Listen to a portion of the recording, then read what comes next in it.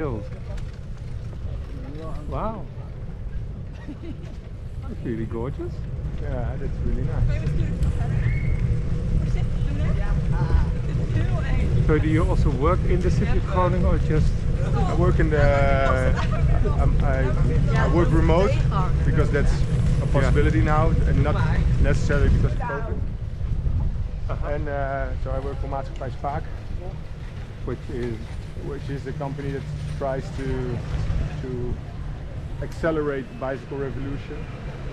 Okay, then I found the right partner to talk to today. Yeah, that's true, and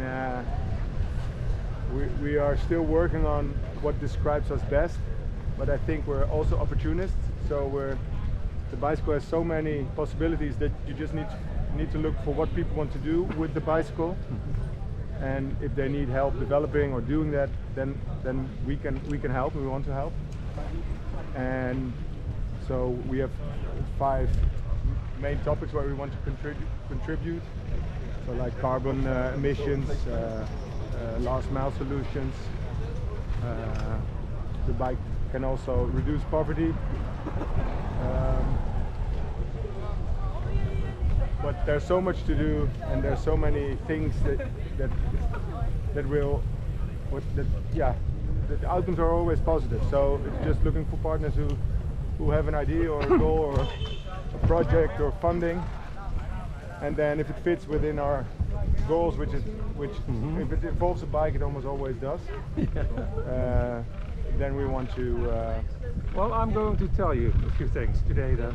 Yeah, I'm really curious.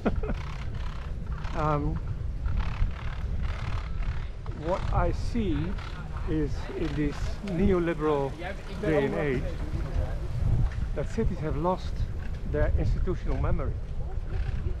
Whenever I would go in the past to the city, ask for a question, I went to the bicycle specialist and he would answer yes or no, we did this 30 years ago, or these are the consequences.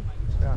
If I go to the city now, they need to hire a consultant to find out the answer. Yes.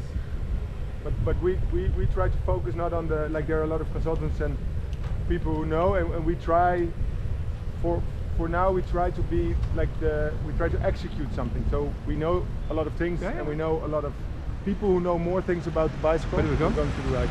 This is the street I was just talking about. Okay. Which is already quite car low. What's the name for it? Yeah. But I think this is like a dissonant in what we have experienced. And all this traffic is like, this is just stupid traffic. It can be necessary. Okay. But let me get back to where I was. I want to recreate the institutional memory, not in one city, but in all cities. Yes. All in one. I call it a treasure trove for cycling.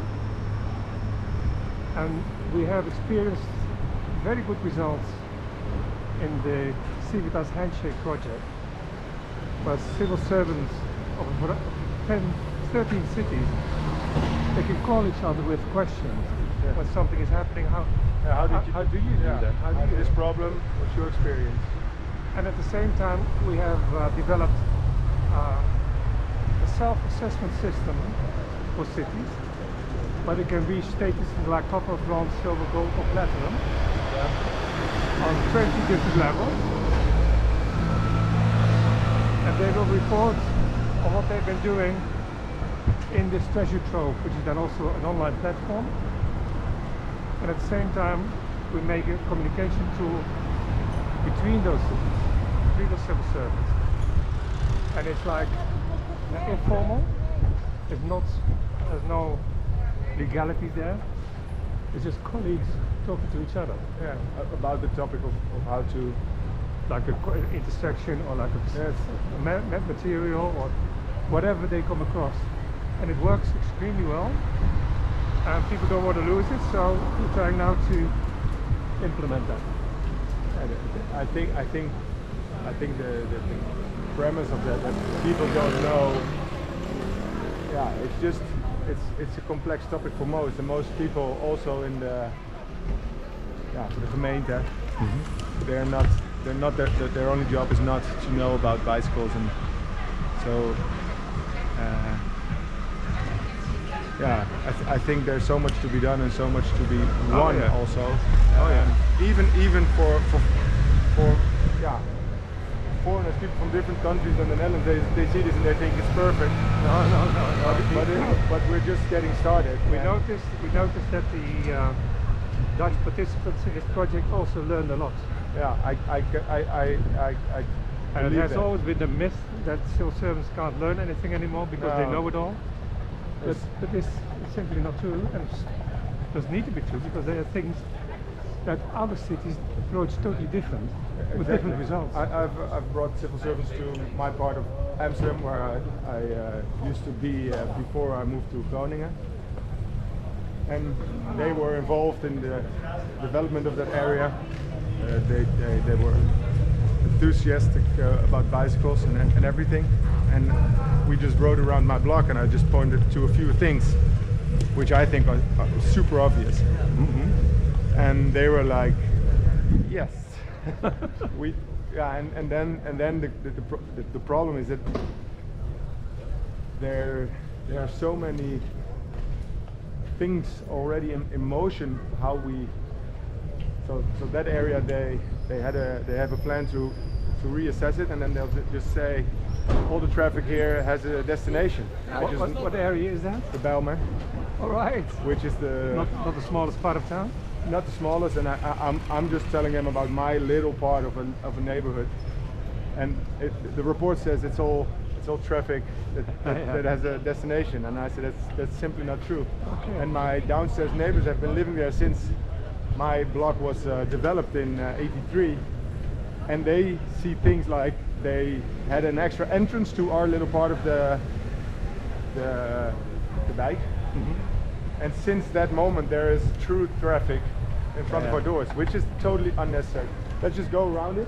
Left first? Left, and then around the mark. Well, there's the other thing. Timmermans of the European Commission wants to create 100 climate neutral cities by 2030. What does he want to do? He wants to create 100 climate neutral cities. No. Climate neutral cities in Europe. And my statement is, and he copied that this week in a speech, that without solid cycling policy, cities can never be climate neutral. I saw the speech, but I also saw his report, and I think it's really, really expensive. And he builds 5,000. He wants to build 5,000 kilometers of cycle paths.